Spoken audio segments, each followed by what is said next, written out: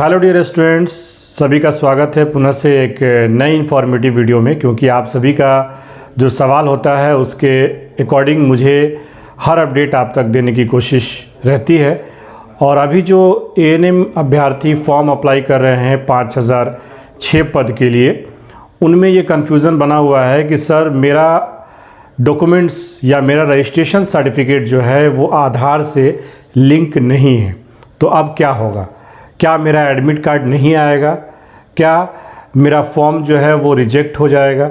इस तरीके की बातें अभ्यर्थियों के द्वारा कही जा रही है और कमेंट सेक्शन में भी देखने को मिल रहा है। और बहुत सारे अभ्यर्थियों ने बातचीत और व्हाट्सएप के माध्यम से भी इस चीज़ की जानकारी ली है।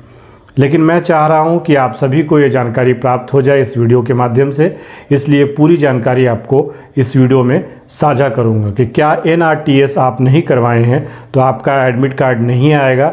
आपका अगर रजिस्ट्रेशन सर्टिफिकेट एनआरटीएस से अटैच नहीं है तो क्या हो सकता है?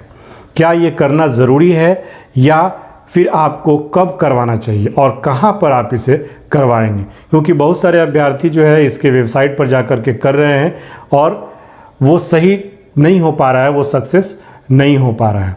तो ये सारी डिटेल्स आपको इसमें बताने की कोशिश करूंगा इस वीडियो में। ये काफ़ी ही इंफॉर्मेटिव वीडियो है और पूरा इस वीडियो को आप देखिएगा तभी जो है पूरी बात आपको समझ में आ पाएगी। तो पूरा से मैं आपको आग्रह कर रहा हूँ कि आप पूरे वीडियो को वॉच कीजिएगा, बिना स्किप किए हुए, बिना समय गंवाए हुए आप एक एक स्टेप को देखिएगा और समझिएगा एक एक पॉइंट्स को, तभी जाकर के बात आपको समझ में आ पाएगी कि एनआरटीएस क्या है और एनआरटीएस से क्या किया जाता है और एनआरटीएस आपके लिए क्यों ज़रूरी है और नहीं करवाया है तो क्या हो सकता है।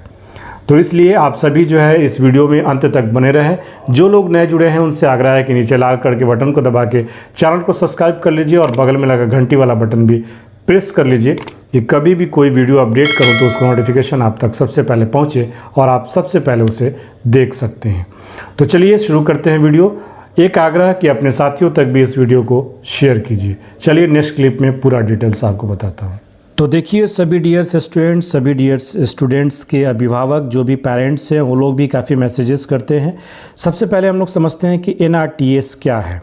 तो एनआरटीएस का मतलब होता है नर्स पंजीकरण और ट्रैकिंग सिस्टम। ठीक है, ये एक वेब आधारित अनुप्रयोग है जिसे भारतीय नर्सिंग परिषद मतलब इंडियन नर्सिंग काउंसिल द्वारा विकसित किया गया है, जिसका उद्देश्य पूरे भारत में नर्सों का एक केंद्रीय डेटाबेस बनाना है। इसका मुख्य उद्देश्य नर्सों को एक राष्ट्रीय विशिष्ट पहचान संख्या यानी आपको NUID प्रदान करना है। ठीक है, जिसको हम लोग नेशनल यूनिक आईडी के नाम से भी जानते हैं। ठीक है ना, और उनके पंजीकरण और लाइसेंस प्रक्रिया को सुव्यवस्थित करना है।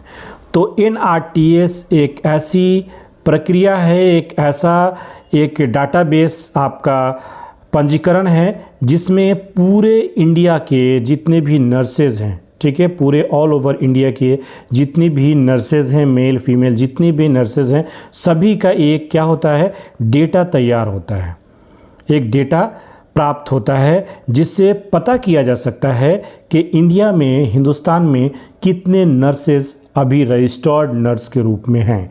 एनआरटीएस का मुख्य पहलू क्या है? केंद्रीय डाटाबेस। ठीक है, एक सेंट्रल लेवल का डाटाबेस है जो कि देश भर में पंजीकृत नर्स जो हैं उनको एक केंद्रीय डाटाबेस के रूप में तैयारी किया जाता है और जानकारी आसानी से एक्सेस की जा सकती है।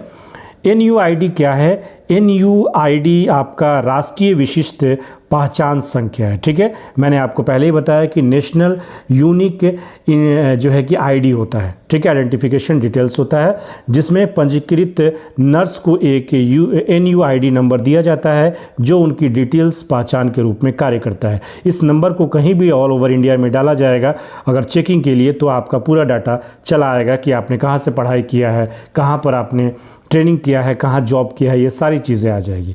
ठीक है, अब ये आपको क्या है, लाइसेंस का नवीनीकरण हर 5 वर्ष में होता है और इसके लिए 150 घंटे का CNE आवश्यकता होती है। ठीक है, आपको सतत नर्सिंग शिक्षा की आवश्यकता होती है। तो एक तरीके से आपका डिजिटल पहचान है और इसकी अनिवार्य पंजीकरण कहाँ पर है, ये चीज़ समझ लीजिए। नर्सिंग स्कूलों और कॉलेजों को भी NRTS के तहत पंजीकृत होना अनिवार्य है। तो अब जो भी आप लोग नर्सिंग स्कूल से जो है कि नर्सेज का कोर्स किए हैं नर्सिंग का, तो उसको आपको NRTS करवाना ज़रूरी है। ठीक है, NRTS स्कूलों में भी अब प्रबंधन हो गया है कि NRTS किया जाता है। ठीक है, NRTS वहाँ से भी उपलब्ध होता है।